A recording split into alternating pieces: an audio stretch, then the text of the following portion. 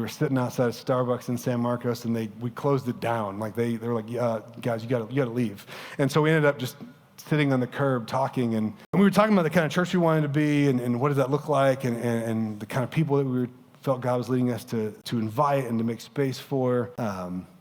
And he said this comment to me as we were kind of planning all this. And he says, like, we're not just moving furniture around. Like, we're not just trying to make it a little bit different, but still kind of the same thing. Like, you ever like remodeled a house or rearranged your room? It's like, oh, it's still my house, but it's, And I was like, no, man, we're going at least down to the studs, perhaps the foundation. And it wasn't 2 months later that our now dear friend and consultant who was leading us through the launch of this church gave Katie and I this gift, and it's a canvas with a quote that's been attributed to C.S. Lewis, and I just want to read it to you.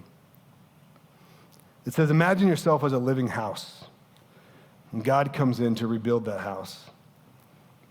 At first, perhaps you can understand what he's doing. He's getting the drains right and stopping the leaks in the roof and so on, and you knew those jobs needed to be done, and so you're not too surprised.